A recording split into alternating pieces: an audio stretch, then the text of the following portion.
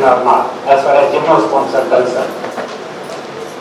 Now when we come to flowering plants, look, here gymnosperm pollen grains land directly on the ovules, whereas in flowering plants, they land far away from the ovule, they land on the stigma. So when they land on the stigma, the pollen tubes, as I told you in the previous lecture, they have to pollen grains have to germinate. Pollen tubes have to go through all the way through this sporophytic tissue before they can enter the female gametophyte. That means there is a massive sporophytic gametophytic interaction. That means a gametophytic, that is the pollen tube, which is a gametophyte, and all the tissues of the stigma and style, which are sporophytic tissue. So there is a massive gametophytic sporophytic interaction before the pollen tubes can discharge their gametes in the female gametophyte near the end. Now the question is, why should flowering plants create so much of complications? Why can't flowering plants also have such a thing where the pollen tubes can go right into the gametophyte? So here is a very elaborate. Now first let us go to heterospecific pollen. So let us say the stigma, pollen grains have landed on a stigma which do not come from the same species but they come from some other species. So the pistil should not permit the fertilization by the gametes of this foreign pollen or the heterospecific pollen. Now to understand this one, to make it simple, we can envisage this pistil as the home of the girl or the ovule, and it has a long style and stigma. Stigma is, we can consider it as the main door, if the pollen grain has to enter, the boy has to enter. And we can consider this pistil is made up of a series of locked doors. It has one door at the level of the stigma, it is locked. There is another door at the level of the upper part of the style, and the third door at the middle part of the style, fourth door at the lower part of the style. All these doors are locked. Now the pollen tube has to go through, it has to have a suitable key to open these locks. If it doesn't have a key by chance to open the last door, then the pollen tubes get inhibited here. If it doesn't have the key to open this door, it will get inhibited here. If it doesn't have the key to open this the level of the stigma, even pollen germination itself or pollen tube entry may be inhibited.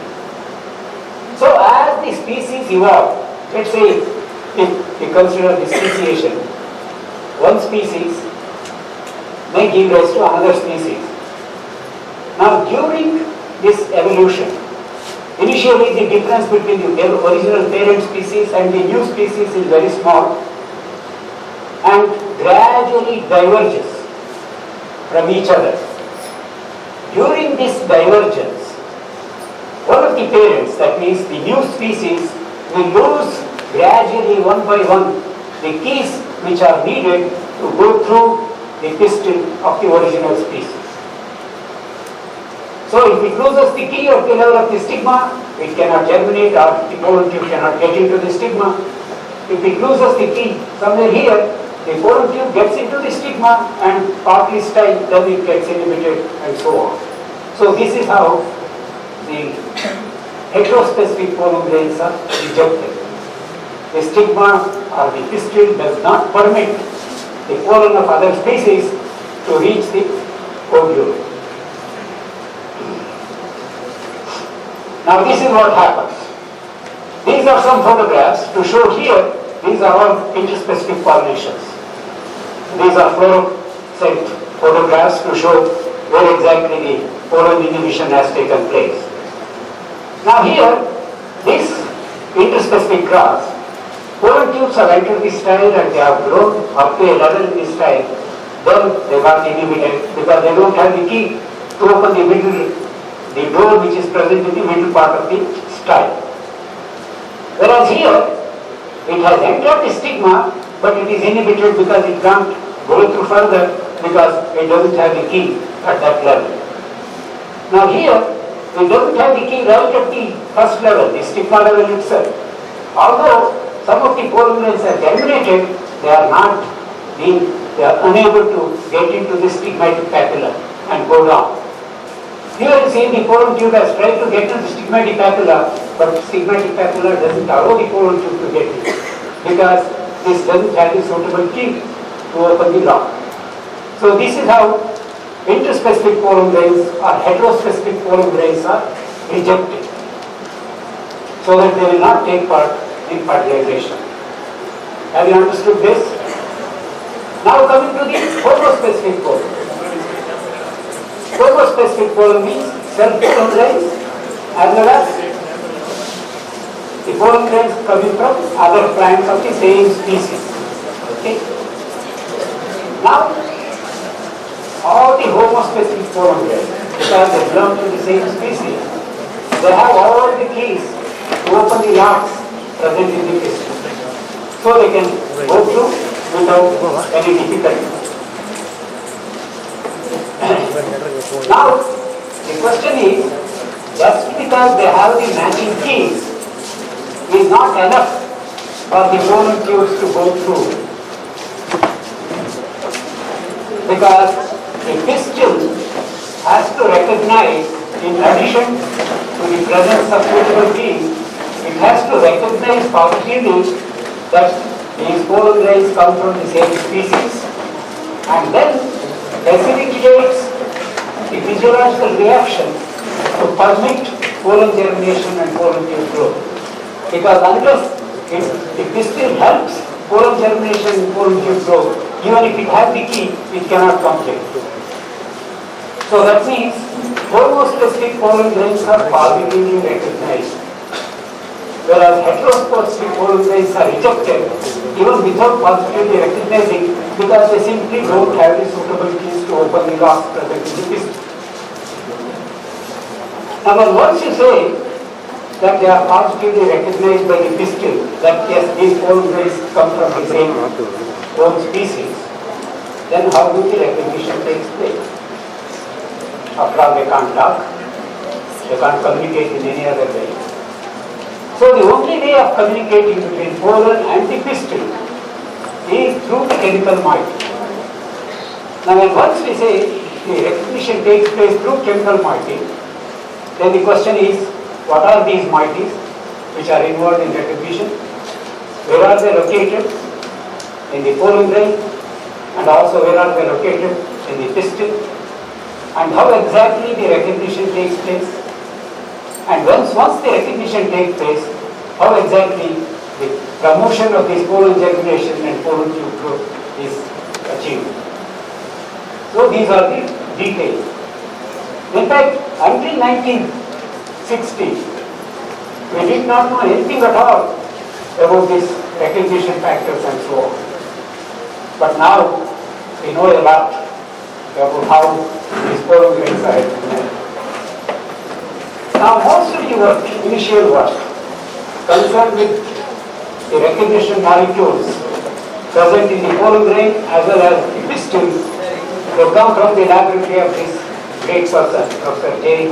Harrison.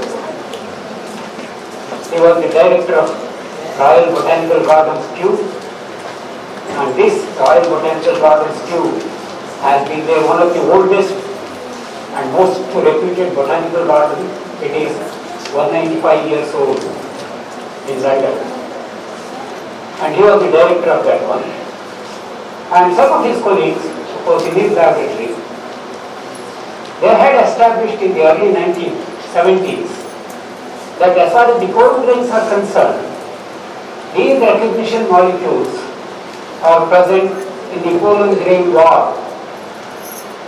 You know, if you know, pollen grain wall is very complicated. In fact, earlier people thought pollen grain wall gives only protection to the pollen grain, nothing else.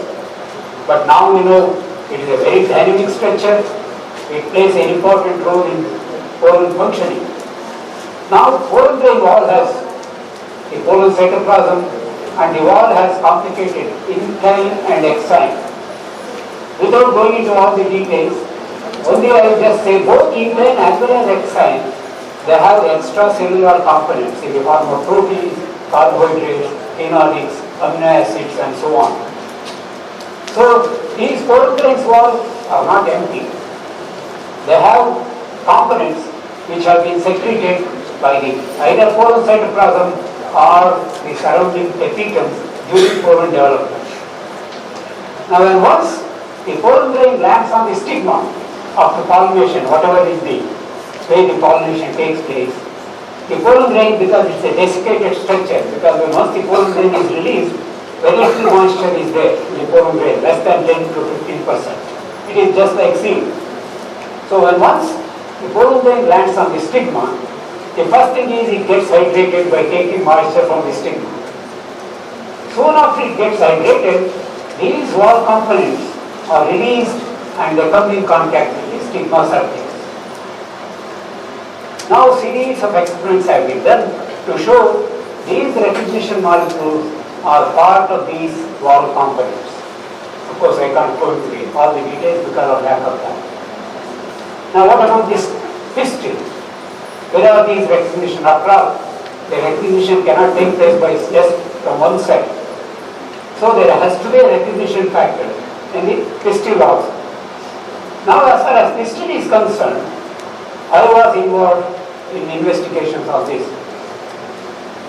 Soon after my PhD, I went to Royal Botanical Gardens to work for 1 year with Professor Mustafa Edison's lab. At that time, I screened the stigmas of about 1,000 plant species belonging to about 250 families. And without going into all the details, one generalization I made was stigma surface. Earlier people never knew that stigma surface is very dynamic and it has lots of important factors, components, and it takes very important role in pollen germination and so on. So I showed that in all the 1,000 species I screened, whatever is the nature of the stigma, whether it is wet type or dry type, whatever the case is, it always contains extracellular component, just like pollen wall components in the pollen grains. Stigma surface also had extracellular components in the form of proteins, glycoproteins, sugars, amino acids, phenols, and so on, variety of components.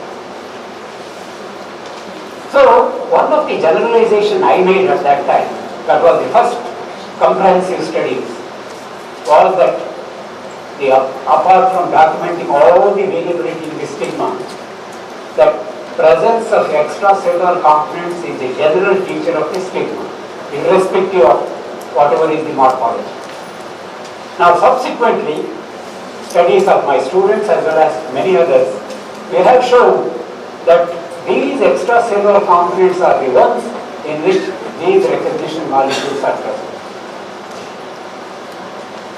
So, as I told you, when once these pollen proteins are released and they come in contact with the stigma surface, whatever is the nature of the stigma, then they come in contact with the extracellular components of the stigma, and there the recognition is established. So the protein wall components will act as visiting cards, and the stigma components will be able to read the visiting cards and then recognize whether they come from the same species or they don't come from the same species. So that is how the pollen grains of hormospecific pollen are recognized. Have you followed this now? Now this is just the photograph. These are scanning electron micrographs which I had done.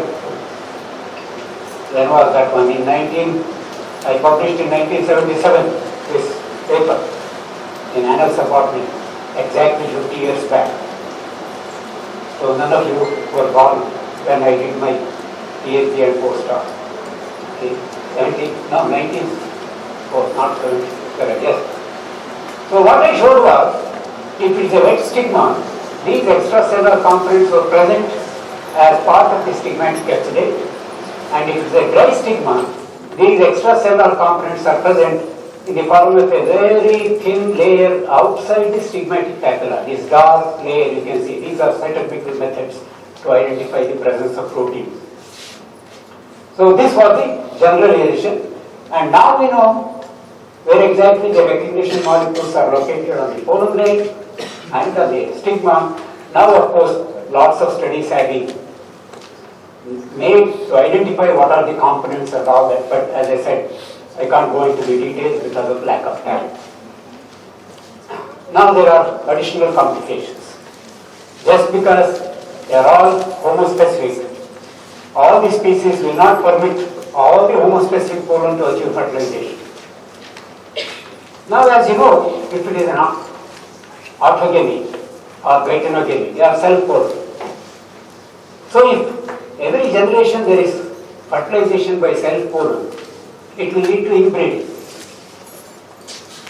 So if inbreeding continues, then it will be inbreeding depression. You may be knowing this is not good for evolution because the genotype will become narrow. If something happens in the environment, it cannot adjust, then eventually the species will become extinct. So for a healthy evolution of a species, at least proportionately, at least part of it has to be xenogamous pollen or cross pollen has to be there. So flowering plants are, most of them are bisexual. That means they produce anthers as well as pollen grains. And there is ample opportunity for the pollen of the same flower coming in contact with the stigma.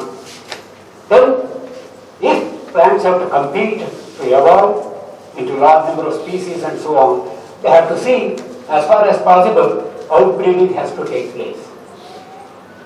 How do they achieve this one? So the plants have evolved a number of outbreeding devices. Again, lack of time, I don't go into all the details of outbreeding devices. One of the most important outbreeding devices is called self-incompatibility. Self-incompatibility means inability, because if the self-pollination takes place, those self-pollen grains will not be able to achieve fertilization. Inability of a plant producing functional pollen grains to set seed upon self-pollination. So this is genetically controlled. We know a lot about self-incompatibility. What are the genes which are involved in self-incompatibility? What are the gene products? How we establish recognition? How the inhibition is brought about and so on. So in those self-incompatible plants, self-incompatibility is a primary character. Of course, lots of plants have become self-compatible because of the mutation of these self-incompatibility genes. This is derived condition. Many of the cultivated species have become self-compatible because they have selected self-compatible ones because they can assure seed set and so on.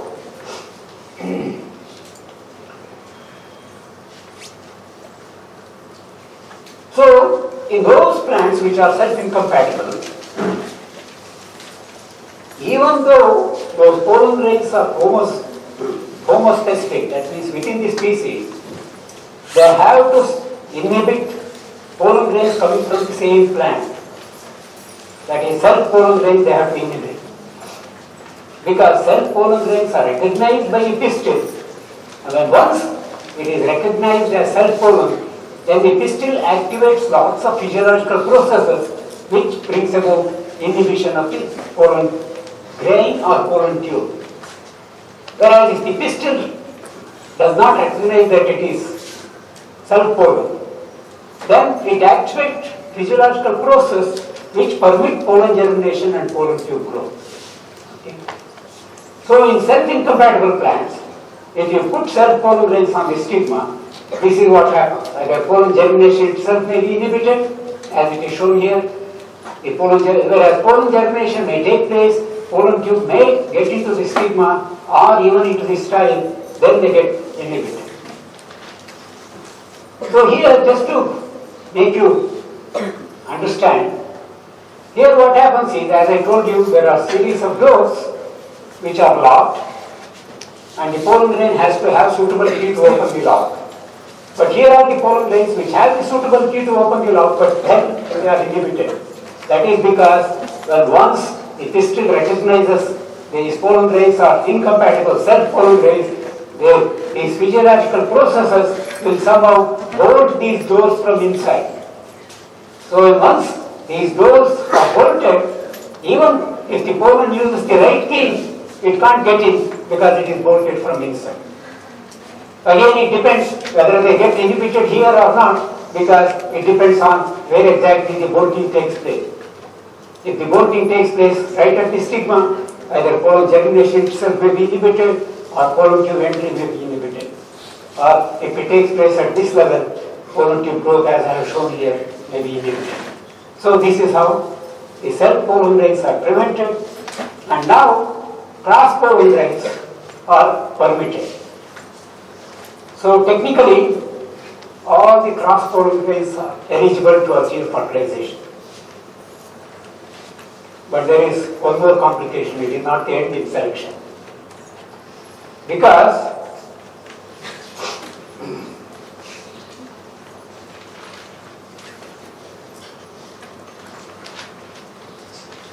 now this is what happens with the cross-pollen grains. So I think I showed you this morning, I think, this slide. Lots of pollen germination, pollen tube growth happily, and pollen tube entry and so on. Now if they are self-pollen grains, I already showed you how they are inhibited. Now the additional complication is that although technically all the cross-pollen grains are eligible for fertilization, all of them in reality cannot achieve fertilization because under optimal pollination conditions, the number of pollen grains that get deposited on the stigma is many times more than the number of ovules available for fertilization. Sometimes in grasses or in cereals, for example, you have only one ovule, but hundreds of pollen grains will get deposited on the stigma, and all of them may be technically cross pollen grains, which have the suitable keys to open. But now the question is, which one of them will achieve fertilization? So the pistil now has to select only one out of hundreds of pollen grains. So the pistil will organize a Swayamvara, as you are familiar with our Indian mythology. So in this Swayamvara, the most vigorous pollen, that means the one which germinates quickly and the one in which pollen tube grows very fast, that will be selected because it reaches the ovule early and fertilizes. And once the available ovules are fertilized, then others which are not so vigorous or which are less vigorous will not be able to compete and achieve fertilization. So this is one of the very important things, organization of Swayamvara by the pistil to select the best compatible pollen. Although technically all of them are compatible, but all of them will not be able to achieve fertilization. So it selects the best available pollen grains for fertilization. This is one of the important aspects of the evolution of the flower and evolution of the pistil. As I told you, why flowering plants have to create so much of problem for the pollen grain. Why pollen tube has to go through all the way and all that. And this is what evolutionary biologists feel. The evolution of the pistil has enabled the pistil to organize the Swayamvara so that only the best pollen grains can get into the ovary and fertilize. Now, what is the implication? Are there any experimental evidences to show that this organization of Swayamvara will increase the fitness of the progeny? There are some experimental evidences. I will just present two of them. One is in petunia. Many studies have been done. In petunia, the number of ovules are about 100 or 150 and so depending on the species. And here one can manually pollinate and control the extent of competition. Let us say in this one ovary, there are hundreds of pollen grains, ovules. Now if you put only 100 pollen grains or less than 100 pollen grains, there is no competition, because any pollen grain, even if it germinates very slowly, it will find a partner to achieve fertilization, because there are ovules available all the time. Whereas here, instead of 100, you can put 1000 or 2000 pollen grains on the stigma. Here you are experimentally creating a lot of competition. So out of 2000 pollen grains, it is only 100 pollen grains which are most vigorous, they will be able to achieve fertilization. Now you collect the seeds from this and collect the seeds from this one and grow these seeds separately and find out how they behave. And people have shown that seeds from this one with extreme competition are more vigorous and uniform when compared to the seeds coming from here.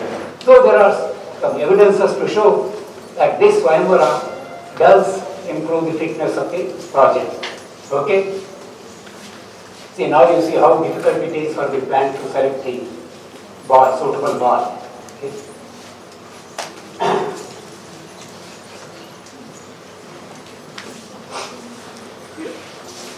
Now, yeah, somebody asked me.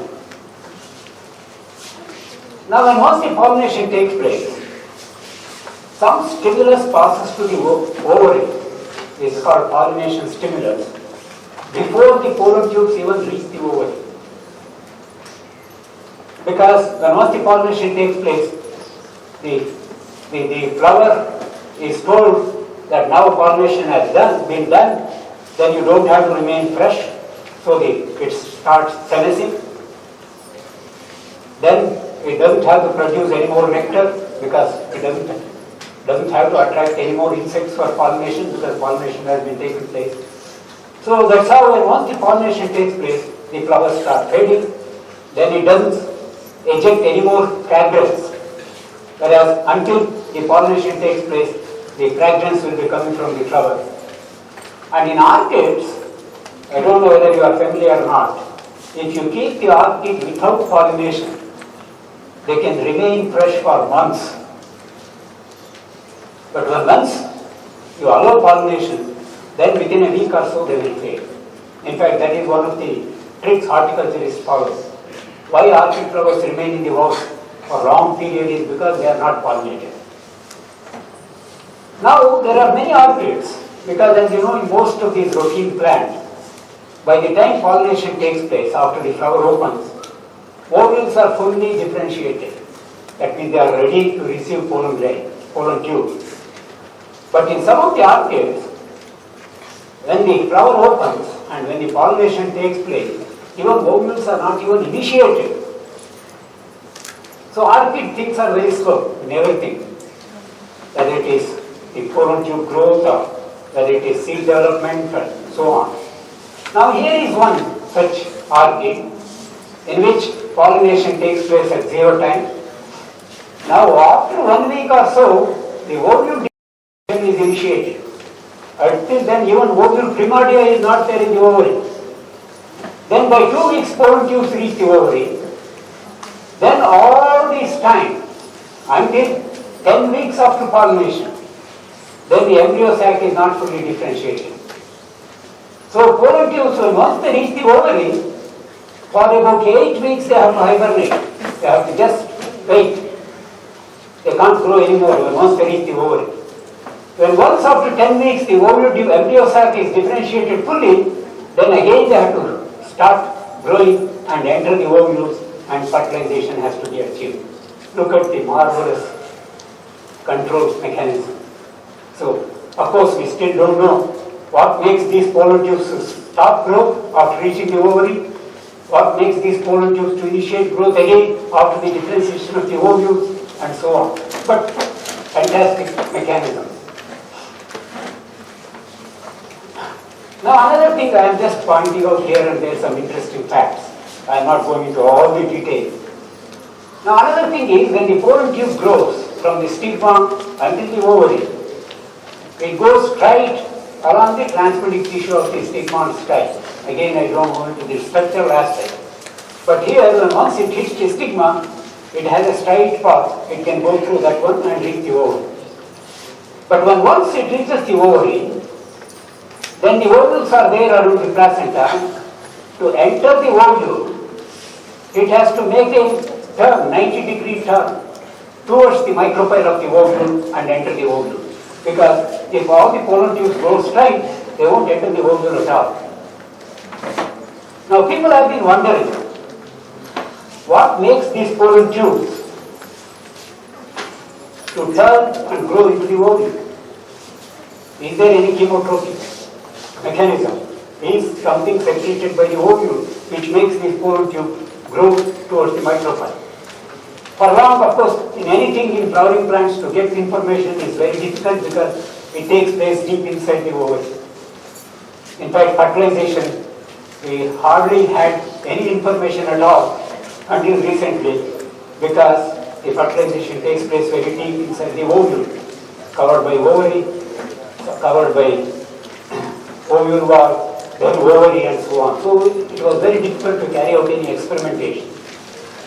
So here, in one of the Japanese workers, he started investigating this one. Then in Arabidopsis, of course, that is a Drosophila plant system, what they found was, in a regular, normal, wild the plant, all the ovules have embryo sac and the pollen tubes readily enters each one. Once this attracts the pollen tube, then it loses the ability to attract anymore, they continue to grow and so on. Every ovule will receive. But they isolated a mutant in which some of these ovules did not have the embryo sac. But interestingly, what they found was, only those ovules which had embryo sac, they attracted the pollen tube. Those which did not have the embryo sac, they could not attract the pollen tube. So what does it tell? It tells somehow embryo sac is responsible for making the pollen tube turn towards the ovule. Now, where does this stimulus come from in the embryo sac? It is a multicellular structure. And what is the nature of the stimulus and all those things. Now again, as I said, it was difficult, but again, one of the persons, again, is Japanese fellow. There is one system, Torinia femerae. One of the interesting things in this one is this embryo sac, part of the embryo sac, emerges outside the micropyle. So if you see the ovule under the microscope, you can see the embryo sac and the egg apparatus here, the egg synergids and so on.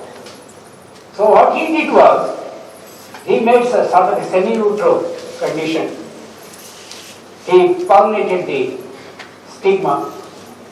Then after some time, after the pollen tubes got into the style, he cut the style, put it in a nutrient medium in the agar plate, and then he arranged the ovules around this implanted style. Now what he found was, the pollen tubes grew normally and they emerged into the nutrient medium and they straight away grew towards these ovules and reached the embryo sac. To show that even in this in vitro system, they could observe the stimulus coming from the ovule. Whereas if you put fertilized ovule, then there is no attraction. And if you put damaged ovule, then there is no attraction. Now subsequently, what they did was, oh, this is before that one I showed. See, this is actual photographs of pollen tubes going towards the embryo sac. You can see, this is the embryo sac coming out from the micropyle, and the pollen tube is growing, and then you see how it grows. Just 4 minutes in 22. This is 0 time, and 4 minutes and 22 seconds, it has entered the embryo sac. These are the phase contrast microscope. Now what they did was, in the same system, they fabricated a fine laser beam which can be focused through the microscope. Through this laser beam, they can kill whichever cell they want and then test whether it attracts the pollen tube or not. So when they kill the central cell, which develops into endosperm, no effect on pollen tube attraction. When they kill the egg cell, again no effect on pollen tube attraction. But the pollen tube attraction ceased when they killed both the synergid cells. You know, in the egg apparatus in this particular system, there are two synergids around the egg and the center in the egg. And these synergids are the ones which sends the stimulus to attract these pollen tube. In fact, it is to one of these synergids the pollen tube enters first and then discharges the two male gametes I told you in the morning. So now they came to know that it is the synergids which send the stimulus. Now in a few systems, again I don't have time to go into the details, now they have identified what is the gene which is involved, what is the type of chemicals they secrete and so on. So there is a lot of progress being made because they are using these modern tools and techniques to investigate embryological processes. Okay, this is just to show you how double fertilization takes place. These are the two synergids, and here of course the arrangement is such, only one of the synergids you can see at one microscopic phase. This is the egg cell, this is the synergid, and the other synergid is on the other side. In a section it won't come. Now one interesting thing you see is, the cell wall in synergids as well as the egg cells, it extends only partially from the micropyle. It doesn't complete. So here, the contact between the central cell and the egg cell and the egg cell and the synergid is only through membrane contact. So that's how the fusion of these gametes will become easier because cell wall is not there. Because if cell wall is there, they cannot fuse. So one of them, as I showed here, one of them will move into the egg, this pulp cell, and fuse with this. Other will move into the central cell and fuse with this one. Now, one of the dreams of embryologists, experimental embryologists have been, why can't we achieve in vitro fertilization as it is being done in animals, like human beings, frog and so on? Because we could not understand anything about fertilization in flowering plant because it is deep-seated, no experiments could be done. So the first step on this direction was done in Delhi University Botany Department. So this step was putting the pollen grains directly on the ovules and culturing this ovule mass and see whether fertilization and seed development takes place. So you bring a situation like gymnosperm. And in this one, I was the pioneer in this. I did my PhD in Delhi University Botany Department. Again, this paper was published in 1967. Yeah, this is 50 years back exactly. And what I did was I worked with petunia.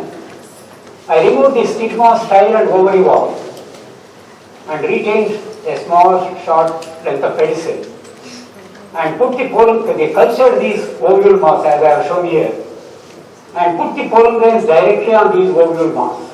That means the ovule pollination in vitro. So after that one, what my objective was to achieve in vitro fertilization in this one and see whether they can fertilize ovules can develop into seed. So after about 24 hours when I cut a section of this one, you can see pollen germination and pollen tubes entering the placental region and the pollen tubes entering the ovules, and I could demonstrate fertilization taking place normally and all fertilized ovules developing into seeds in the culture medium. So this was done for the first time, this ovule pollination, and that's how it could be published in Nature. Now when once I overcame this stigma style, these are the zones of inhibition, whether you do interspecific pollination to get an hybrid or I told you self-incompatibility. Petunia is self-incompatible. And if you want to achieve self-fertilization, when you put self-pollen grains, all of them are inhibited in this style or region. Now, when they are putting pollen grains directly on the ovule, can we overcome self-incompatibility as well as interspecific incompatibility? So I try to overcome self-incompatibility in this one. So whether I put self-pollen grains on this or cross-pollen grains, the result is same. That means when once you put the pollen grains on the stigma, the ovules don't recognize whether it is self or cross. So they accept and fertilization takes place and seed development takes place. Then at that time one Polish worker was working in our laboratory, was Nehru, and he did similar thing using the same technique in marine realm to see whether he can overcome interspecific incompatibility. And this is what, anyway, it is missing. He did show even interspecific incompatibility could be overcome by using this technique of ovule pollination or culture ovule pollination. Now after I did this one, I wrote one review soon after in the 70s. So there I wrote, in flowering plant, the pistil has taken over the function of recognition of the pollen. The egg has lost the function of gamete recognition. It seems to accept whatever male gamete comes in its vicinity. So I put forward a theory that egg has lost its ability to recognize, unlike in lower groups of plants. Of course, people can again object. How do you know? Because unless you take the egg separately and show that it can accept any gamete, you can't say that egg has lost its ability completely and so on. But at that time, in 1960s, they could not go ahead because we had no method of isolating the male gametes and the female gametes. Protoplast technology was not available at that time. Subsequently, in 1970s and 80s, then protoplast technology came into existence. People could isolate the protoplast from any part of the plant body, and they could bring the protoplast together and fuse them and all that. So a lot of progress was there in protoplast technology, and people start asking questions. Now we know how to isolate these protoplasts from any part of the plant body. Can we isolate male and female gametes now, because we have the techniques to isolate those and keep them viable and so on. Now people started isolating male gametes from the pollen grain. Probably you may not be knowing, the pollen grains when they are shed, there are two types of pollen grains. 70% of the flowering plants will shed the pollen grains in two-cell state, that means generative cell and the vegetative cell. And in 30%, these generative cells undergo mitotic fusion and give rise to two sperm cells, and of course there is a generative cell.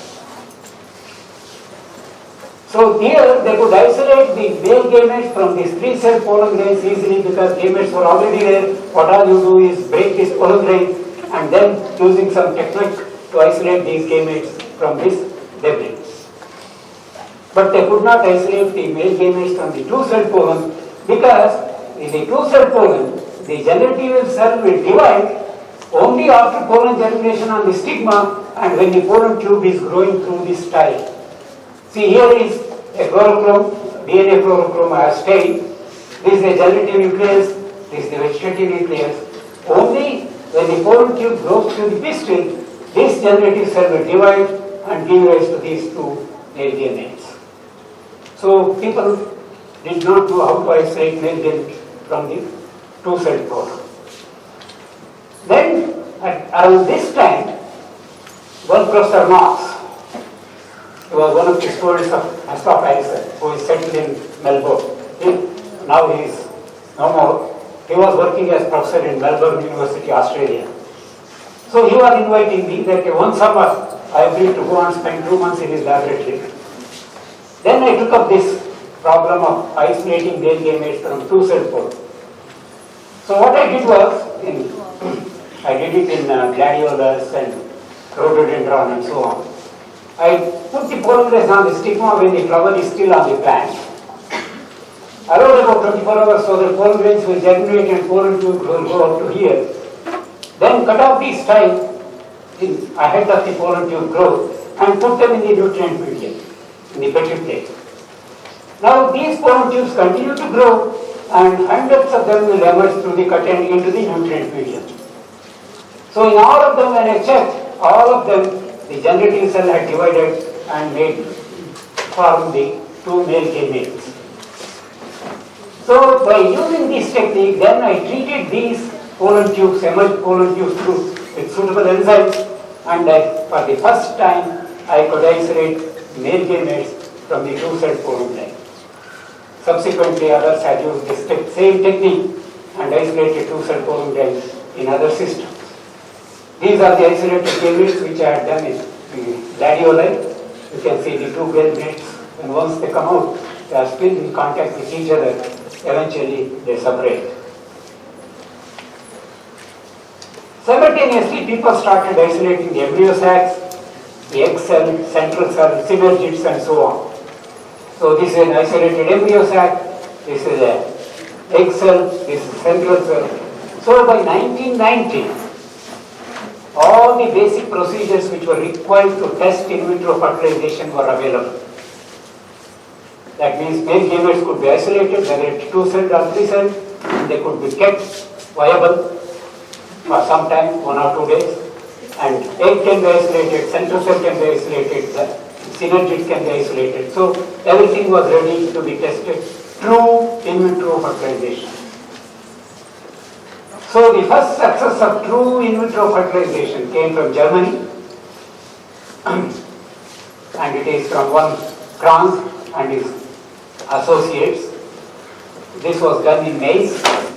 They isolated the egg cells, they isolated the sperm cells, they brought them together in a drop of fusion medium. Then the fusion took place and resulted in vitro zygote formation, and these zygotes were grown by what is called nurse culture method. Sometimes many of you may be knowing what is nurse culture method, but I don't go into the details. So these were grown into the embryos and subsequently into the plants, and these plants were transplanted to the field and they grew until the adult stage. Now these are the actual photographs of in vitro fertilization achieved for the first time in maize in any flowering plant. You can see this is the egg, this is the egg cell, this is the sperm.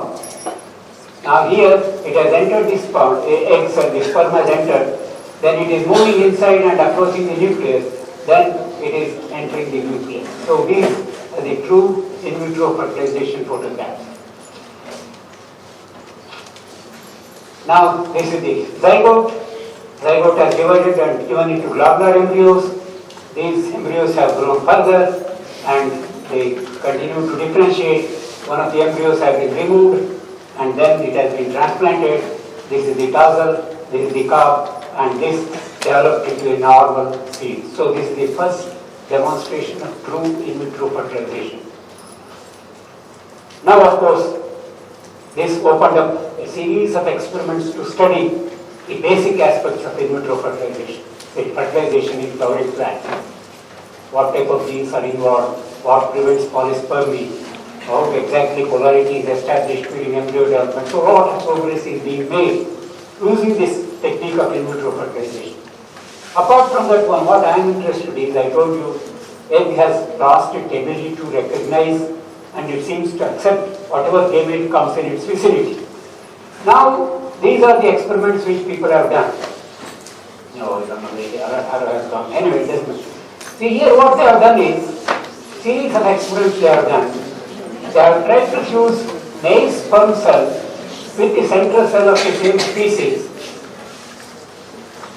It fuses but produces a callus comparable to the endosperm. That is what happens even under natural conditions.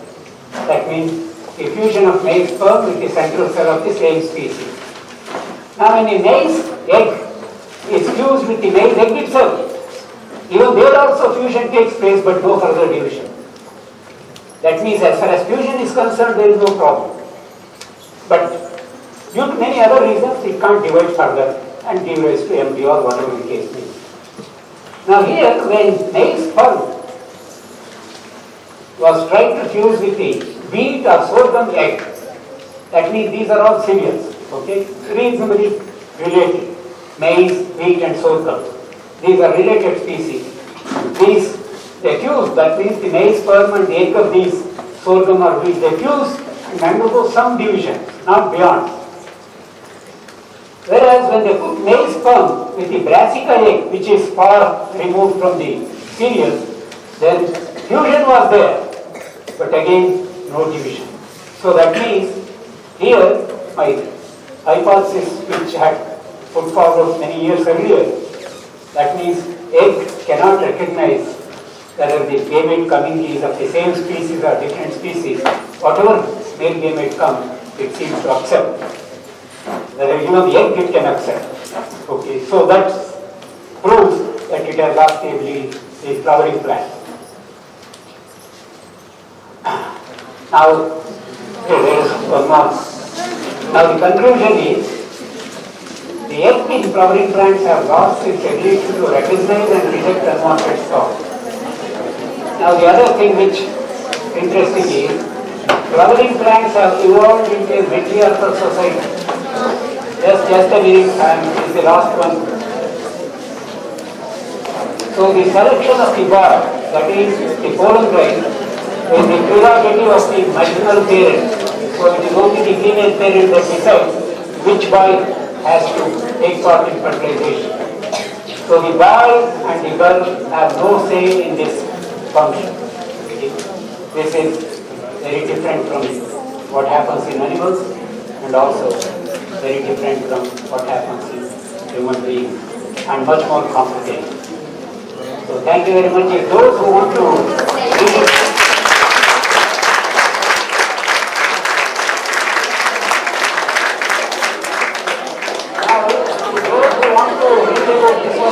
here, there is one resonance, I don't know whether you have heard, published by Indian Academy of Sciences. It is meant for college students. Last year I wrote an article, Fertilization in Nehru. I am Sir from Bishop College. Okay. Sir, you have told that pollen tube moves because of the interaction between sporophatic and gametophatic interactions. But in that experiment, we have placed that stigma on a medium. Then that pollen tube grows towards the ovule. Then how is the interaction? How is it? Whether it interacts with the medium and grows. No, yeah, that's. See, his question was, I told you that pollen tube grows through the pistil. It is not moves. It won't move, it grows. It's a growth process.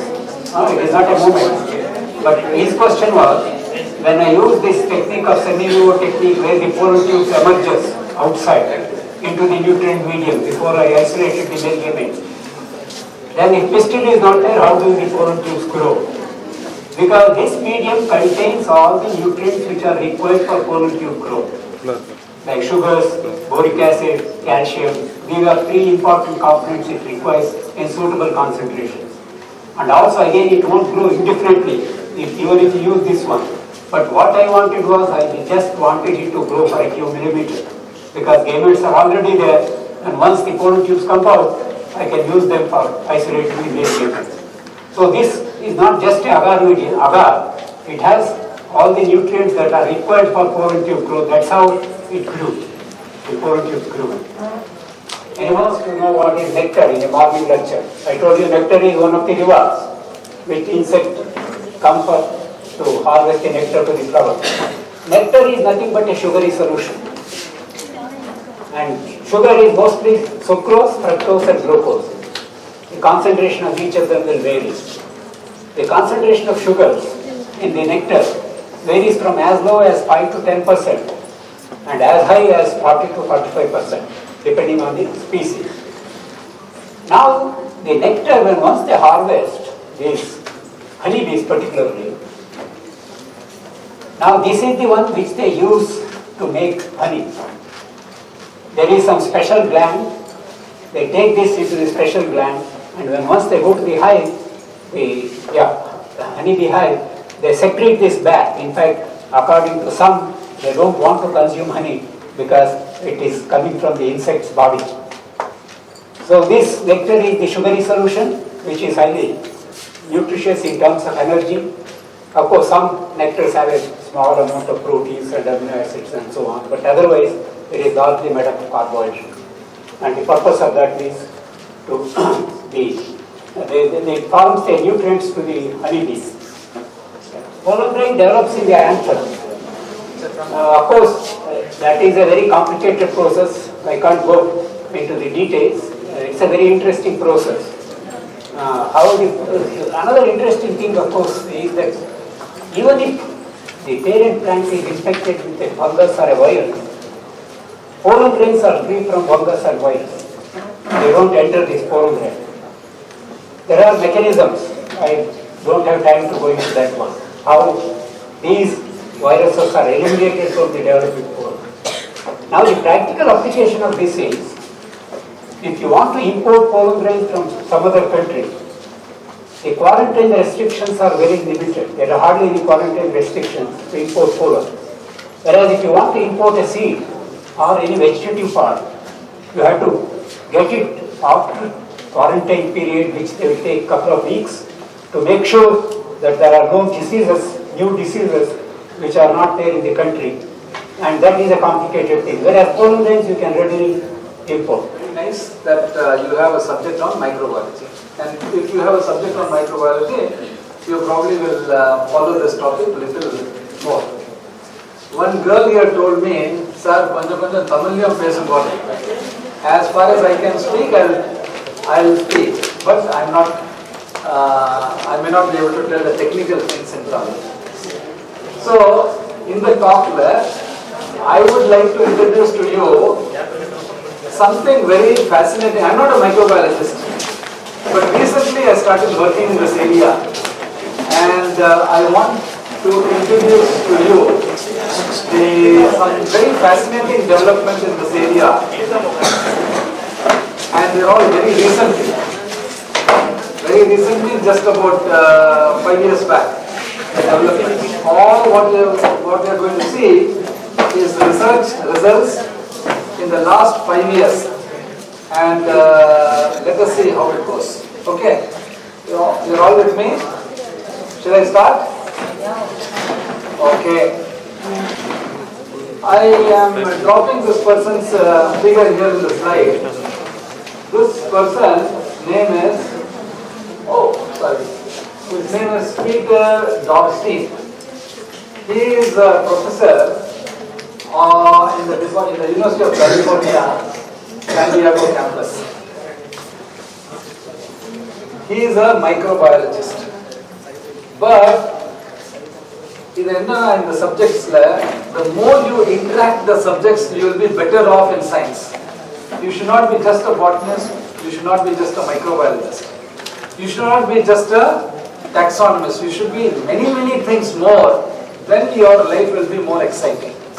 Am I clear to you? This person, besides being a microbiologist, he also specializes in one area where recently I have sort of started entering. That is called metabolomics. So you heard of this word metabolomics? Metabolomics is the field where you measure metabolites. And what are metabolites?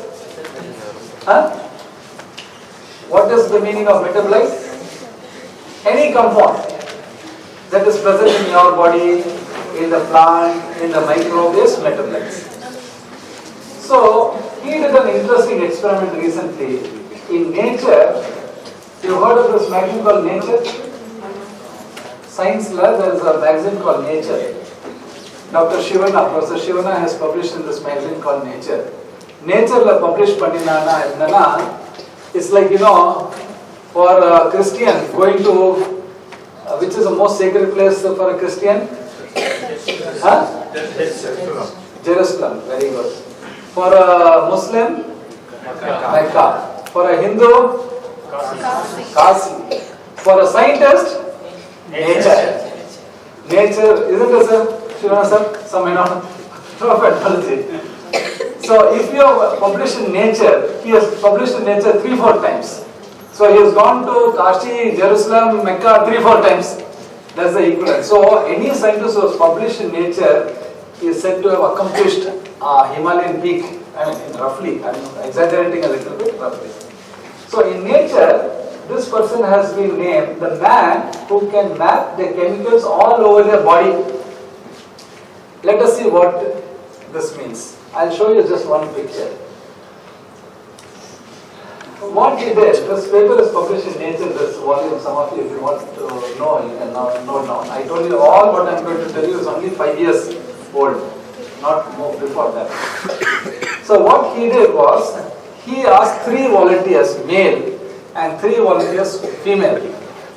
And what he told them is, very easy, please do not take bath. So, please don't take bath for 1 week. Many of us won't take bath for many days, no? So nothing big about it. So he told his volunteers, no washing your body. After the last wash, you don't wash your body for 1 week. Second, don't put any perfume. Okay? No, nothing. So you should be just like that. And then after 1 week, what he did, we are bilaterally symmetrical, isn't it? So in one half of this body, 400 spots were laid from head to toe. Equal. 400 this side, 400 this side. So he now took cotton, sterile cotton, and he took this 400 swabs from the different parts of the body for the male and for the female. So one set of swabs, how many swabs? 400 swabs. One set of swabs, he analyzed what is the compound present here, present here, present here, present here on the surface of my body, all the way down till my feet. Same corresponding area on this left side, he took the same sort of swabs, 400, and then dissolved it in a solvent, and then found out what is the metabolite, what is the chemical in this part, what is there, correspondingly on this left part, what is the chemical. This part of the swab, since you are students of microbiology, what he did is he simply put it on a nutrient. Bacteria for growing bacteria, what's the media you should use? Nutrient agar. So nutrient agar plate, you can culture bacteria. He put the swab there, and so he found out what is the bacteria in this part, let us say, and what is the compound in that part. What is the bacteria in this part? What is the compound in this part? And so on and so forth, covered the entire body. And then he got this map. What does this map tell us? Each color code, each color what you see is one metabolite. I don't know what metabolite it is. It is there in the paper. Details you can now see the paper. Each metabolite corresponds to one compound. Let us say, acetic acid, formic acid, some other hormone, this, that, and all over till this one. Female, male. Female hand, male hand. This part, all body parts. So, what I want to show you is, just look at this figure. The details will not work. This is the female body, female head. This is a male head. Do you feel any color code difference between the two? Difference is clear? Yes. That means, if you now look at the metabolite signature, that is the chemicals present in different parts of the head of a female compared to the head of a male, you will find that the compounds that dot the female's head is entirely different from that of the male's head. One. Number two, do you see this picture behind? That is this one. This thing, what is this called? Do you know what this is called, this figure? This one, this one. Have you heard of a diagram called phylogenetic tree? Phylogenetic, has it been taught to you? Phylogenetic tree? No. No, sir, not yet. Not yet. Okay. Phylogenetic tree is simply the tree of relatedness of bacteria to each other. In this case, it is for bacterial community present in the different parts of the body of a male and a female. The bacterial name is not given, but what you see is that if this are each of them ending here in this node, each of them is a bacterium, and the bacterium that is there on the female's body is completely different from that of a male body. No matter that the male is the husband of the female. Followed? The bacteria don't cross over between the husband and wife. And bacteria, they are gender specific. That means they know which gender is male, which gender is female, and therefore some bacterial communities prefer the female body, some bacteria prefer the male body. Now when I read this one, I don't know about you, you people are not excited in listening to anything, but when I read this one, I was so excited that bacteria knows who's a female and who's a male. And no matter if it's a brother, sister or a wife, husband, they don't move across the boundaries. And you get this picture. This was the reason why this paper was published in Nature. Nature publishes something very stunning, very unusual. Very unusual means very remarkable. That which has not been known so far. His paper on in vitro seed development. In vitro, you told about that today? No. So that was published in Nature because that was first time someone was able to make a seed outside of the plant. So this first things, remarkable, profound things are published in Nature, Science and some of the leading journals. So, microbial clades differ between male and female. Clades means, this is called clade. This is a clade, this is a clade. We will not bother about those terminologies. All that I am telling you is that the microbial communities on a male head is different from that of the female head. Are you all happy knowing at least something very different from what you knew so far? Okay? That's number one point. Number two, let me go further. This is another interesting paper, again published in Science, which I told is equivalent to Nature. You can now publish in Science or Nature, they're sort of feathers of the same, birds of the same feather. This paper was published in Science, and what this paper is about. There is this twin ladies, these two people. One of the pair of the twins is fat. In English we call them obese. Obesity, fat. Okay? For example, Dr. Meenakshi Sundaram here is obese. I'm joking. And I am lean. So to make you understand what is the meaning of obesity, I have to take some example now. Okay?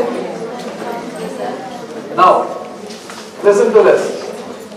So, there is a pair. You know what a twin is? Twin.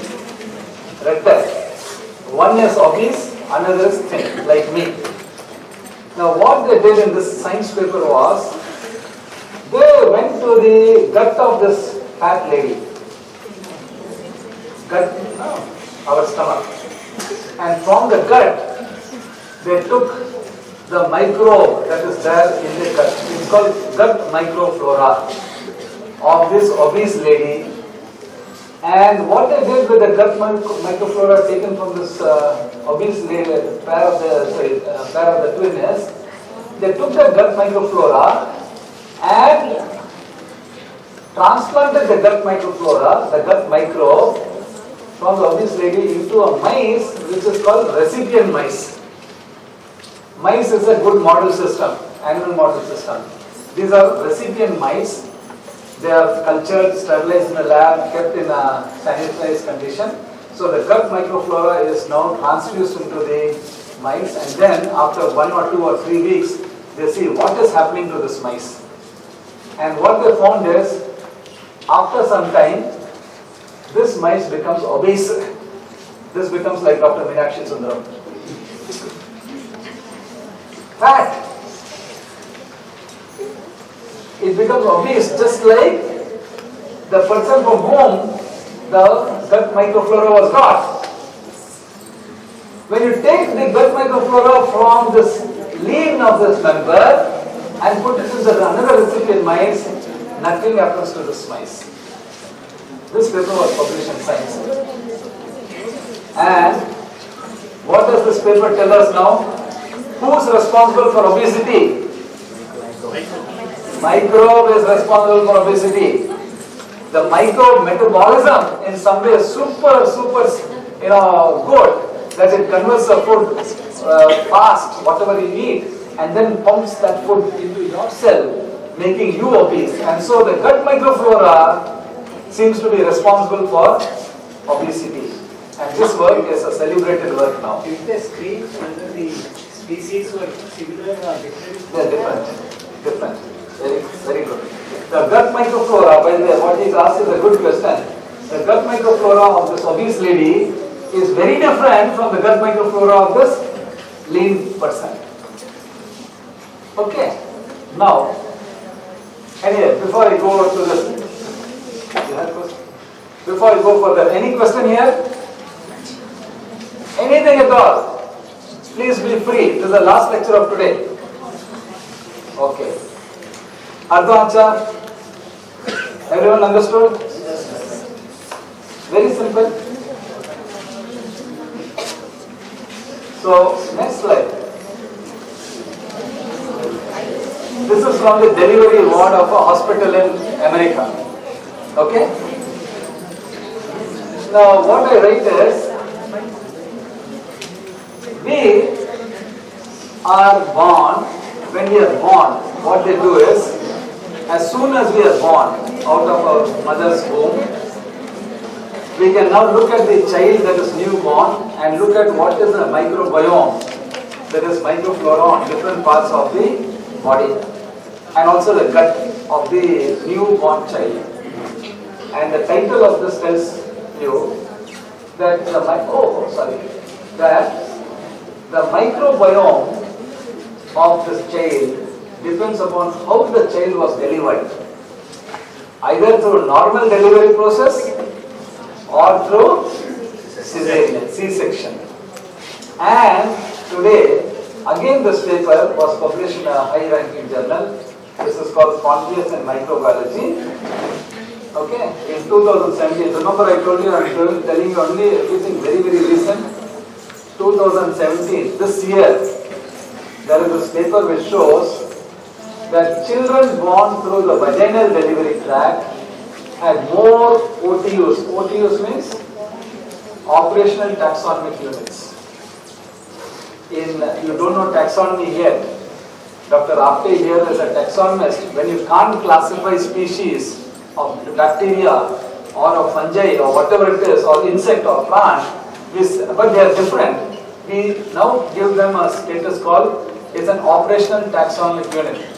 Someone else tomorrow will identify it into a species or a genus or whatever. Till then, it is a distinct OTU. Correct, Dr. Sir? So, the children born through the vaginal tract had a different, this is that blue one, had a different microfloral community than those born through cesarean section.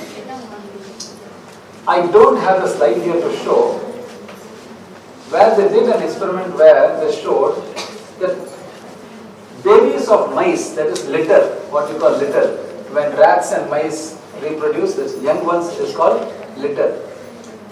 They made babies of mice be born through the vaginal delivery in mice, and another where they did a cesarean for the mice and delivered the baby out of the C-section, and then allow these two babies to grow. And they found that babies that came out of cesarean section were susceptible to number of diseases, their immunity was lowered, and they generally they were compromised with respect to their immune responses compared to the litter that came through the vaginal tract. And they showed, this paper showed, that it's very important to have the inoculum loaded in us when we are delivered out of our mother from the microbiome that is lining the normal reproductive tracts of a mother, then getting it out from the C-section. So today in America, there is already it's in practice after this information has been put in literature. If you go to some hospitals, not all probably, you have something called, after a cesarean, you have an option. The option is, you can seed a baby's microbiome using the vaginal tract microbiome of the mother. The baby has not had to go through it. It has been delivered by C-section. So they take the microbial cultures from the vaginal tract and then dose it and sort of treat the baby. The baby is now fine. So, where and how are these studies coming up? You saw the study? All these studies, whatever I just now told, they are coming out of the last 4, 5, 6 years of work, and all of this work were thanks to and are still being done under one of the very big programs launched by America. There is an institution in America called National Institute of Health, and its Human Microbiome Project is what is giving this information. America launched 3 very major programs. Madam, 3 major programs America has launched till date. One, of course, is the exploration to moon. That is one major. Second is in 2000, they accomplished the Human Genome Project, when the entire genome of human being was sequenced. In 2008, they launched the 3rd biggest program, and that is called Human Microbiome Project, to know what is the microbiome in our body, and you will now see how much the microbiome is influencing our body and our behavior, our metabolism, and so on and so forth. This is one slide, roughly, to tell you that we have roughly about 110 trillion cells in our body.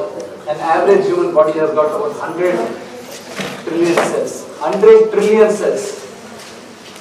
But if you now see the 100 trillion cell, only 10% of the cells belongs to me. 90% of the cells belong to bacteria, microbe that is there in my body. So 90% of all cells in our body is not ours. It is the microbes. And so there is a big debate now going on, very big debate going on who are we. Look at this data. The human human genome, 121,000 genes. You and I have got 21,000 genes only. But the microbe that is within us contributes about 4 trillion genes in our body, compared to just 21,000 genes that is of our genome. You take your skin, you take your kidney, heart, this and that, every cell will contain about 21,000 genes. But equivalent to that, you have about 4 trillion. So it's far outnumbered by the microbial genome that is there in you and me. The Human Microbiome Project today is trying to understand what is the microbiome in our oral cavity, what is there in the gut, what is there in the placenta, what is there in the skin, and what is there in the vaginal microbiome, because that is the route through which the children are inoculated with the microbiome. So, based on this knowledge, again, something recent is now developed in some parts of US and Europe, some places in Europe, that is called fecal microbiota transplantation. Fecal microbiota transplantation. And what is this called? FMT, it is called popularly. What is this FMT? Let us say we are suffering from some of these diseases. It's called ulcerative colitis, very painful.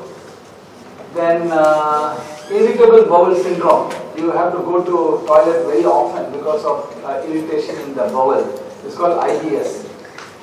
For these diseases, one of the methods of treatment, there are other methods of treatment, but one of the effective methods of treatment that people have found now is, you can go to a donor who is, let's say, your relative, close relative, and from his close and that relative of yours, you go to your relative and ask for what?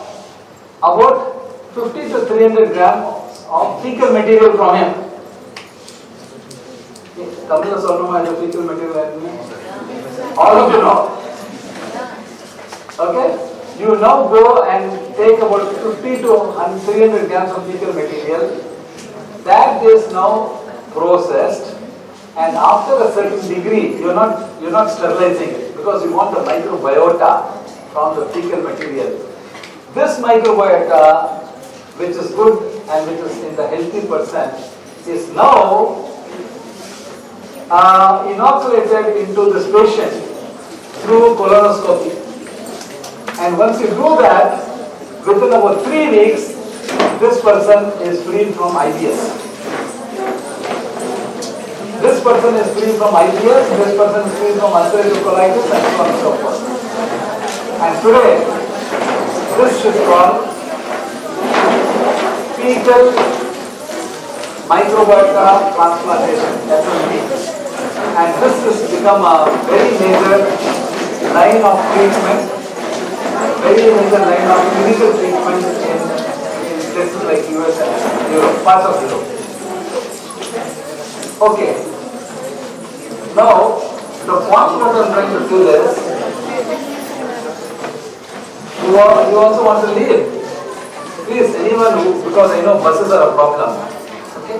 So what I'm trying to say from this talk is, or so far is, that this National Institute of Health Human Microbiome Project has launched, sir, a global discovery program on the role of microbiome in our behavior, in our metabolism. In fact, as you see, in almost so many things that you start asking, what is being controlled by our genome and what is controlled by the microbial genome. In fact, we start respecting microbes. Absolutely. And look at this picture, a cartoon. This cartoon tells us all. If there are these 5 people or 6 people walking around, their behavior, their ethnicity, their this one, that one, is now overwhelmed by not what they are, but what is in them and on them in terms of their microbial community. So microbe is the new fashion. And this is a very, very interesting concept that I, as a student of genetics, think it is very important for me to tell you. If I take any individual here, we can talk about that individual as being governed by what is called as a host genome. That is, host means us. You have a genome, I have a genome, every one of us are governed by a genome. But my phenotype is, it was believed so far, is completely dependent on my genome. Your phenotype is governed by your genome, which you have inherited from your mother and father. But what the slide tells you is, besides your mother and father being responsible for your phenotype today, because of this high amount of microbiome that is contained in each of us, this microbiome can also sufficiently influence my host genome, and thereby the phenotype that I see in each one of us is not just our own genome, it's a sum of the phenotype contributed by the host genome and the genome of the microbiome. That together is now called as the hologenome, H-O-L-O, hologenome. So hologenome is what is responsible for deciding what is the fate of the phenotype of this fellow in combination with the microbe and toxin. But remember, we are not living in isolation. The microbiome is interacting with the external environment. The environment is made up of so many other organisms. So that environment genome is called environmental metagenome. So we are governed by a hologenome into this environmental metagenome, and all that you see today is because of that, and not just because of your host genome. This is radically changing the way we are now thinking how genetics can be done, how breeding can be done, how to treat diseases, and so on and so forth. There is the slide I have put for some reason. Is there Pune? Is there Delhi? Now, would you normally see a Delhi like this before Pune? Huh? No, isn't it? So if there is a ellie like this before Pune, what is wrong with the ellie?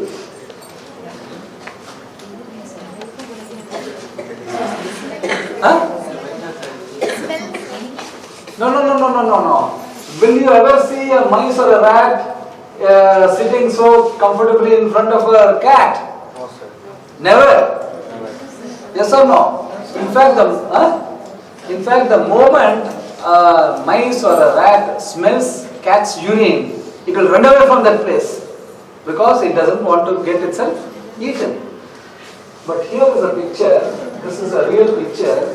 This picture is of this fellow, this white rat, who is infected with a certain microbiome, okay, a strain of microbiome, and that microbiome makes this rat actually commit suicide.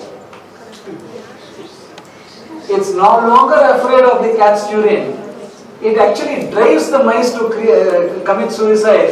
It wants the microbiome in this fellow's head or gut wants the cat to eat this mice because it is only that way that the microbiome can finish its life cycle. Part of the life cycle is now done in the cat. So today there is an interesting branch of science that shows how microbiome is actually probably responsible in causing mental depression, schizophrenia, and also suicide. And that's very, very recent sort of literature coming up in medical biology, and that's simply shaking us completely. But let me move on and come to some part of talk on plant microbiome. What I've just given you is an introduction, broad introduction on microbiome and its implications. Now I'll talk to you a little bit about plant microbiome. But before I talk to you about plant microbiome, I have this question. Professor Shivana preempted me a little bit. When I was preparing this talk, I was asking myself, who is giving this talk?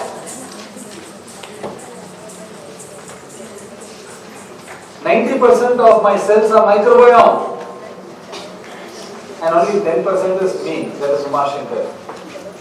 So what I did was, I retitled the author of this talk. Microbiome of Uma Shankar is the first author, because 90% of what I am saying is probably talked by or through or mediated by my microbiome, and only 10% of this is Uma Shankar's sort of microbiome, Uma Shankar's genome. And where is this microbiome of Uma Shankar seated? It is in my gut and brain. That's the address, affiliation.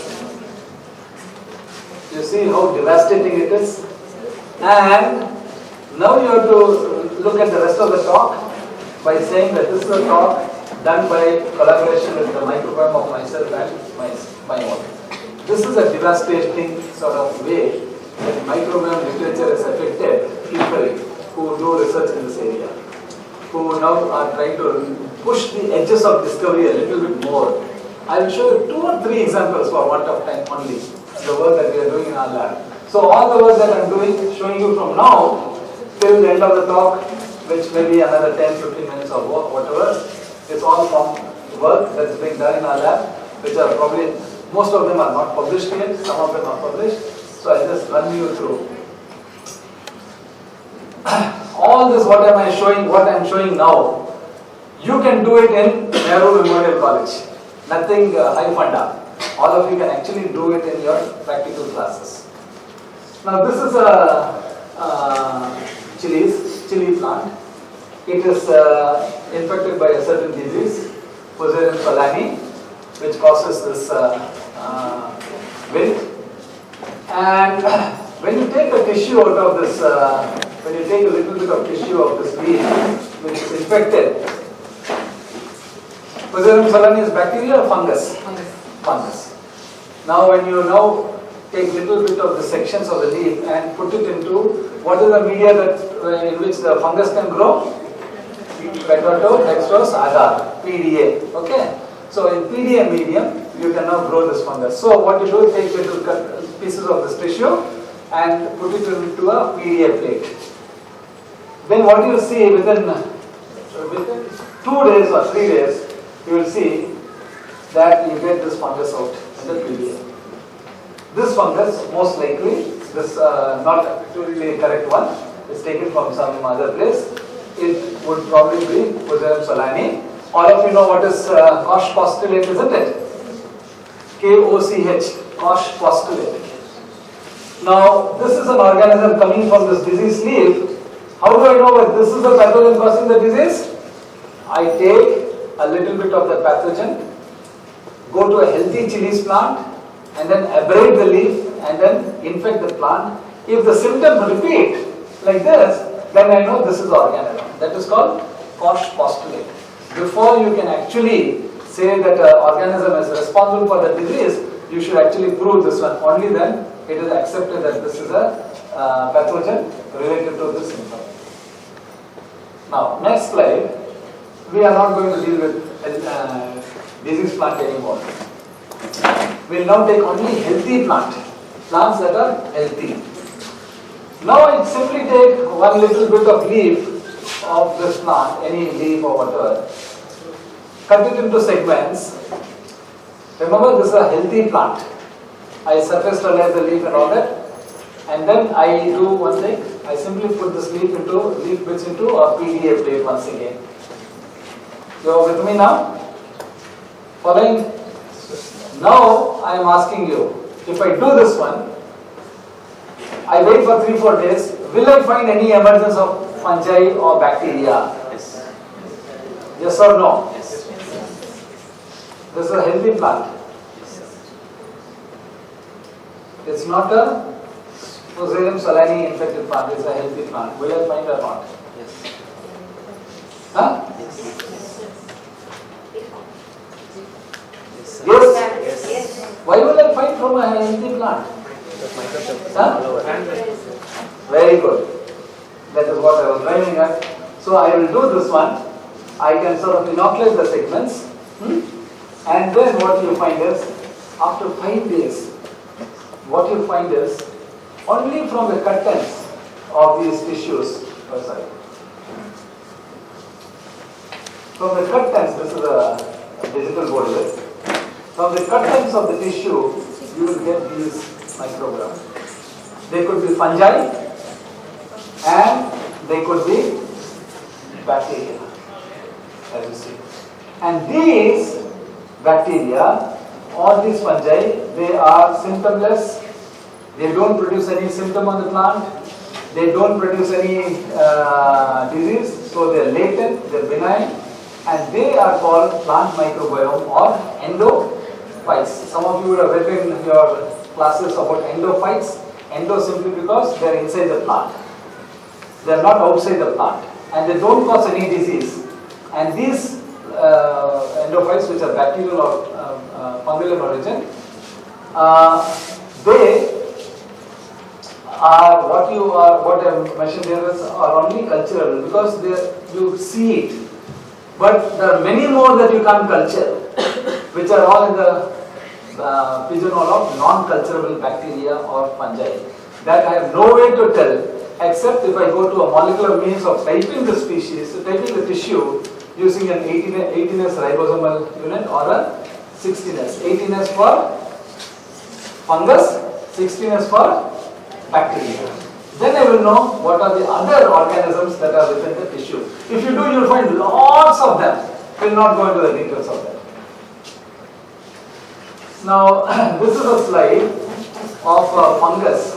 What you see? Thank you.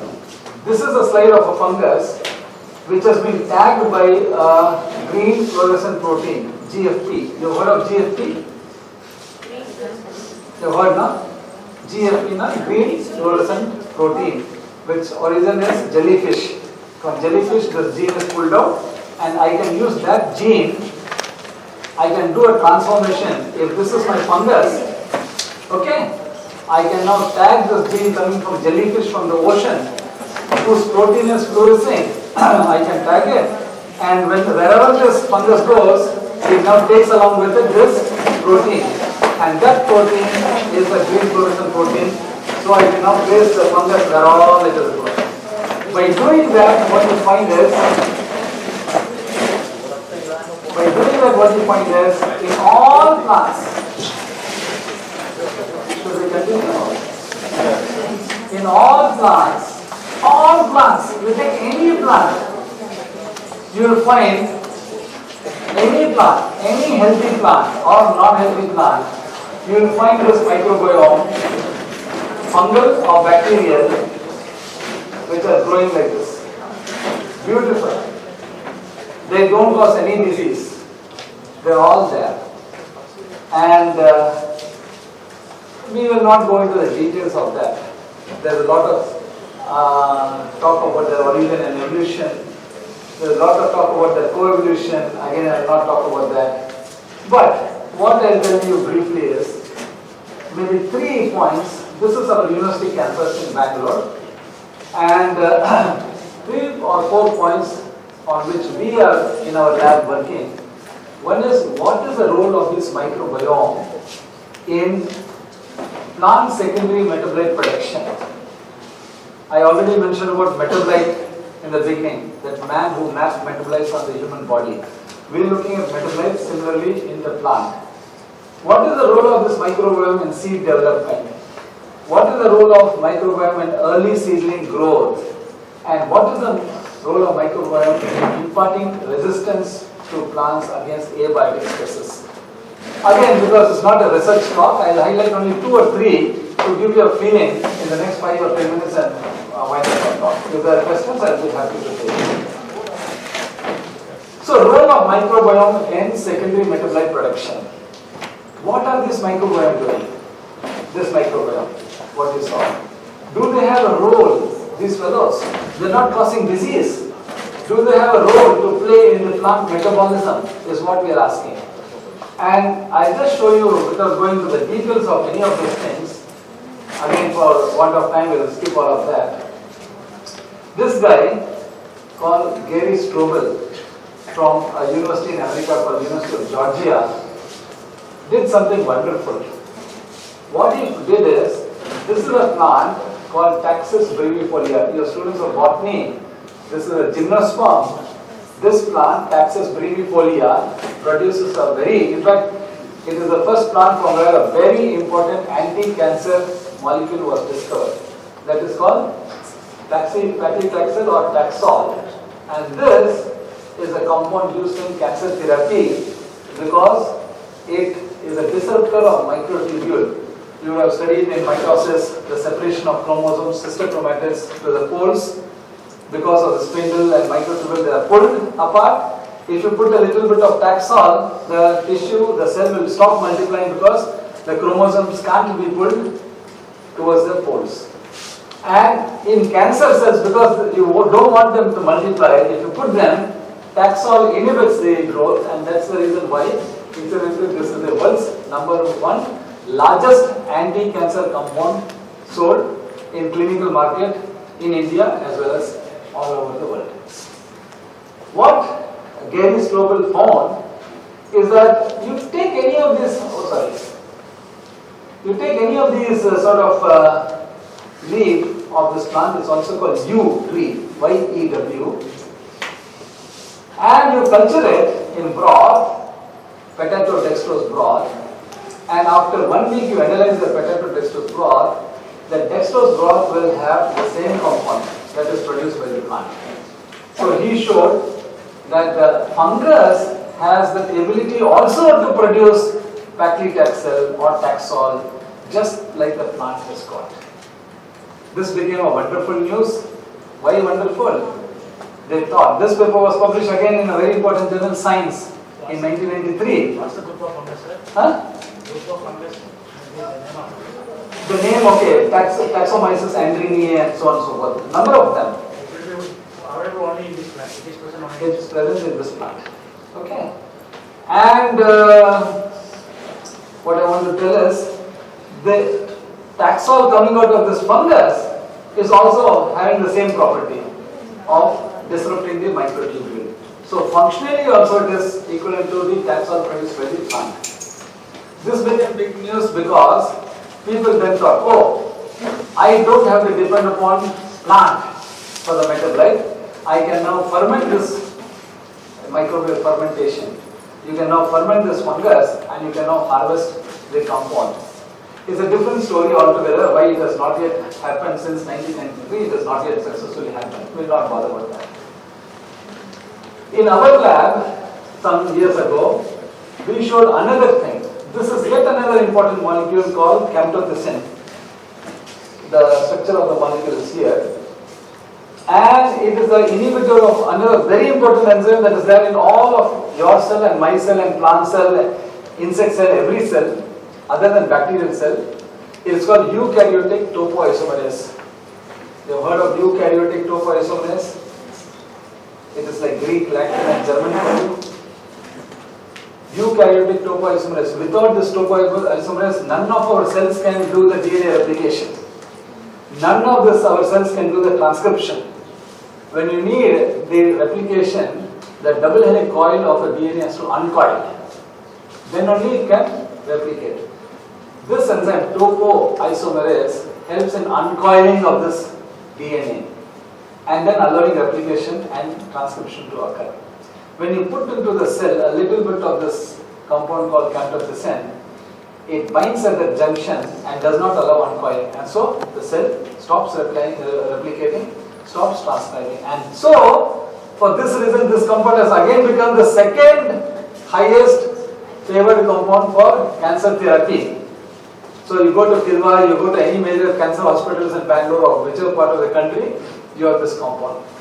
We have been working on it for some time now, some other interest, and if this is a plant that produces this molecule, I can take a fungus out of that plant, as shown in this flask, culture it, ask if this fungus is able to make the same compound, and what you find is they produce the same compound. Okay, so this is what this molecule called camptothecin. Now, I will not go into detail. 2014, one spectacular study was published from India, from a lab in Jammu, a CSR lab, where they showed that you take out the fungus from our mulga cherry, which produces the alkaloid that gives you the bitter, not bitter, the hot principle, what you call, is capsaicin. It's an alkaloid. And the fungus that is coming out of this plant, when you culture, also produces the same capsaicin. So in your sambar, you don't need to put chili, you can put little fungus, because it produces capsaicin. Early this year, in January, February this year, our lab published, just for fun, another experiment, where this compound that stains your hands, mehendi, it's produced by this plant called Lawsonia inermis. The dye itself is called lawson, which is an orange-red dye. You can pull the fungus out of this plant, that is this one, culture it in PDB, and you'll find this orange-red pigment produced by this fungus, lawson. And so, if you want to now do the mehendi business, have this fungus and do that. These are some spectacular results I am now giving you, just to carry home that this is possible. Of course, it's not so easy as I am saying, but the fact of the matter is you can do it. So this is one major role of the microbiome in the plant, that it also additionally assists the plant in producing this secondary metabolite for various reasons. We won't have time to go into those details. Okay, I will skip all of that. That's for more technical sort of stuff. Now, I'll skip this one. Let me go to second. I'll give you just one example and another example and close it. What is the role of microbiome in seed germination? How many of you have germinated a seed for some experiment in your lab? Lab practically you would have done, no, with some seeds or the other. You would have put some seeds for germination. Otherwise, forget it. In the kitchen also you would have done some seed germination. Imbibition. You would have put the seed, patani, you know that you will now do that, no? That radical will come.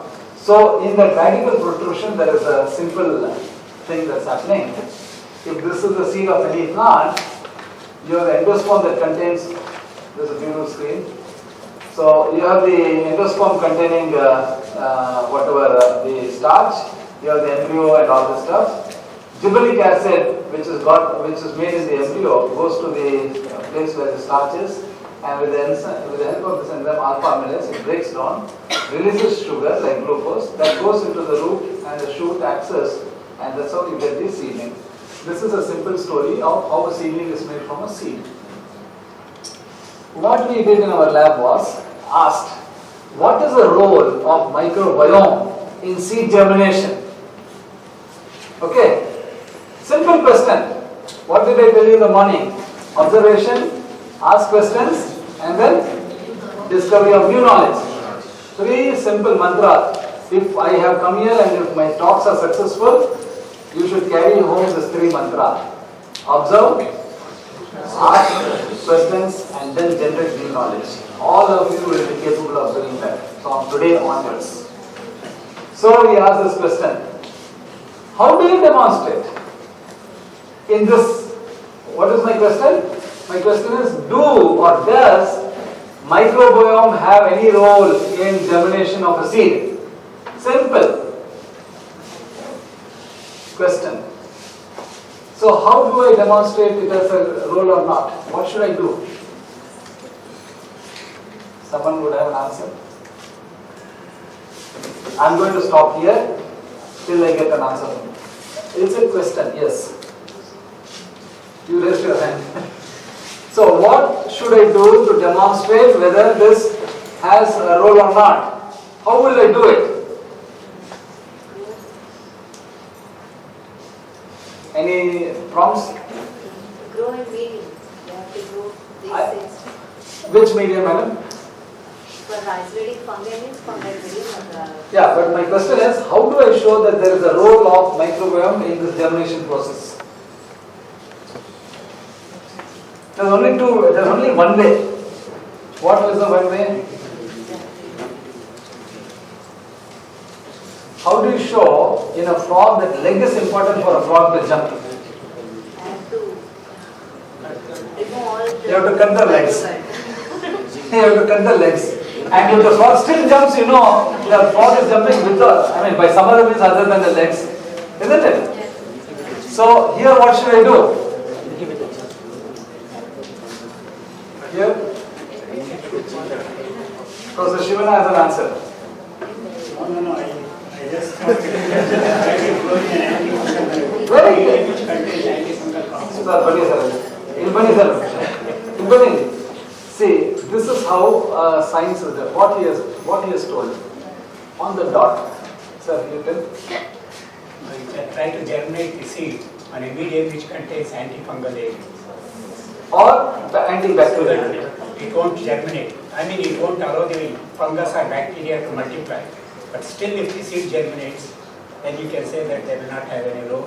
If seed doesn't germinate, then That's all. Science is sometimes, doing science, actually if you start doing science, it becomes very simple. You have to now develop that culture. You have to develop the culture of asking questions, and when you keep on asking questions, you will have the answer. What you told is 100% right. There's no other way. So, you grow this plant, you grow the seed in a medium that contains an antifungal compound, and then show it. If it still germinates, there is no role. If it doesn't germinate, there is a role. Okay? So what we did, we took, what is the seed? Millet, rice, okay? And you can treat it with an antifungal compound. Now in antifungal compound there are many compounds. I will call it a systemic fungicide. What is a systemic fungicide? A fungicide is the one that kills all fungi. Systemic means it has to go all through the plant. Wherever it is, it should kill. And then I now evaluate the effect. Now look at this one. This is a picture of seedlings. One of which, this side is the control one. Oh my God. This side is the control one, which are not treated with fungicide. This side is the seeds that are treated with fungicide. So what has been done here is the seeds have been taken, 3 hours the seeds have been soaked in a antifungal compound. Will not bother with the name. It's a compound called bevestin. It's used by farmers routinely for treating fungal diseases. And here, the same seeds are not treated. They are allowed for germination. What you find is, in about 7 days, the seedlings grow that much when they are not treated. When they are treated with the fungicide, so much growth is contained.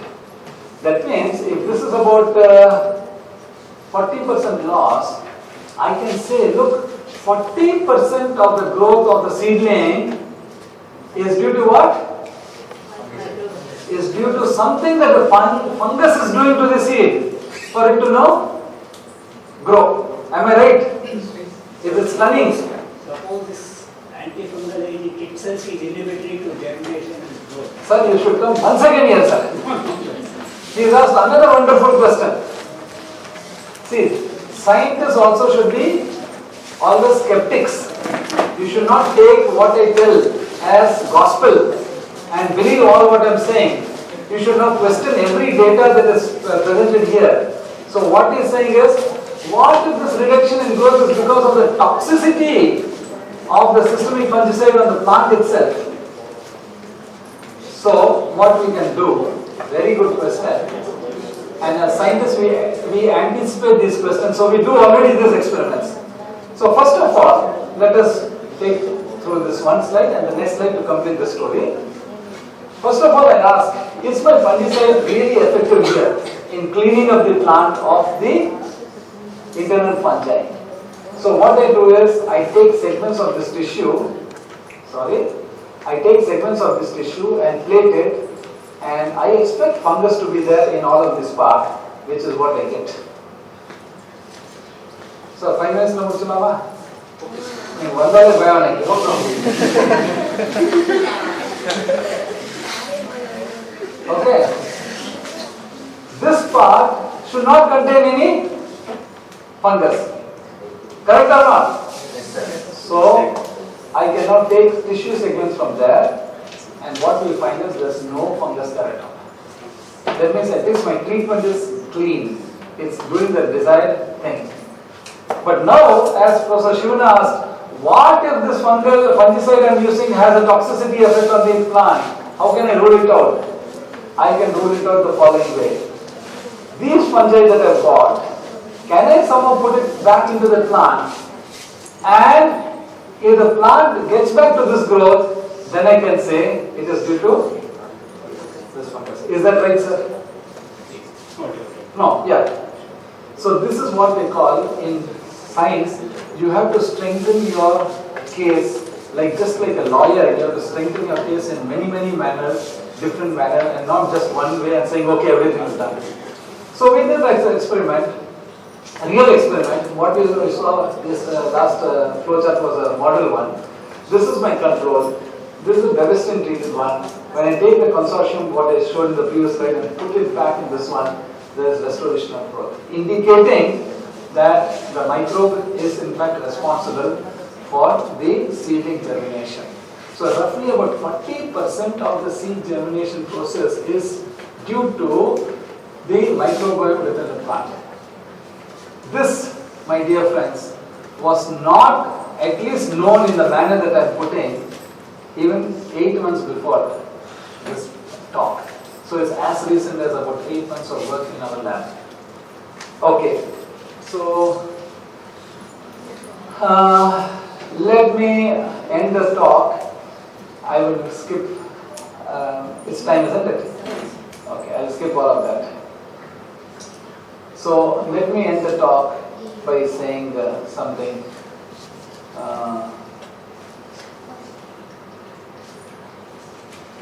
We'll not bother with all that. So what's happening? I'm concluding my talk. What's happening? What's happening? In the talk, what's happening? Huh? What is it I want you to take home? I want you to take home. You see just the seeds, but I see the microbiome also. You see the plants on day, but I see beyond the plants the microbiome. For me, the microbiome now has become the larger picture in the plant. When you give me a leaf, I am wondering about what the microbiome within the leaf is and what it is doing to the plant. So, it appears in science, our concepts change very fast. All these concepts have changed in just about 5-8 years. It's blasted, devastated our ways of thinking. And today, we are now talking of something very important. This guy is a science fiction writer, Arthur Clarke. He wrote at one time when we were talking about extraterrestrial life. Remember, life beyond Earth. And he writes this sentence at that time. Two possibilities exist. Either we are alone in this universe or we are not. But both are equally terrifying. Now in the context that we have got ourselves enmeshed with this microbe, it is terrifying to note that the microbe might be ruling us in so many ways that we don't really know yet. And so, we have now begun to ask this question. We as whole genome, plant, animal, whatnot, I think we need to now relook at the way we have been looking at plants alone, microbes alone, and ask this question in a manner that is much, much more beyond. So, in closing, since I am also going to be leaving to Bangalore now, is what I would like to tell you guys is, students of botany, I just have one parting shot to tell you. For me, everything becomes interesting only when it is questioned. Only when you demythify, only when you start wondering about it. You study so many things in botany. I think what you should do, while studying all that, okay, they are all textbooks you have to study. But as he mentioned in his excellent lecture this morning, afternoon, I think you should now have a habit of learning from research papers, recent papers of what's happening. Then you can bridge the gap faster.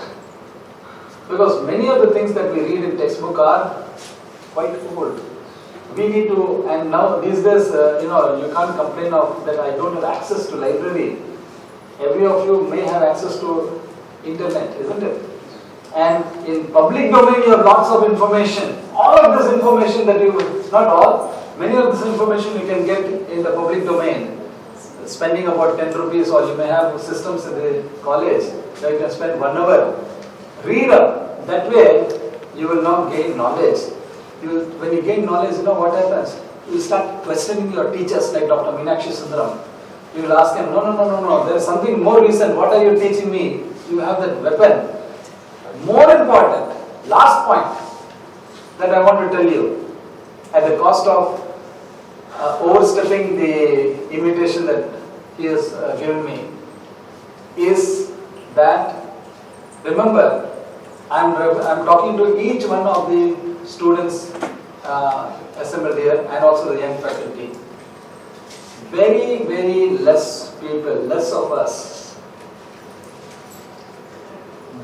grow to our potential. We all are as good as anyone else. We all are as capable as anyone else.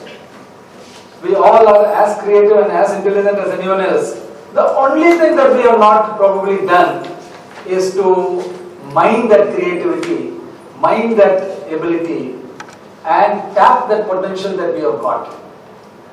So, what I am asking you, and probably wishing you, is that you should now realize the potentials in you. There's no constraints to now go beyond, and I don't see the reason why you should not set your ambitions very, very high up in the sky. And that's how, again, I'll tell people like Professor Shivana and the gentleman who's the convener of this meeting, Dr. Ravindra Rao, they've risen from absolutely very, very, very, I would say, difficult situations, more difficult than many of you may have faced is through perseverance, that sheer passion to achieve, that hunger to achieve, and knowledge of all of this sort comes only when you have that hunger. Otherwise, you are not going to be doing justice to the time that you are spending. Forget the money, the time that you are spending. So with these few words, I'll say thank you.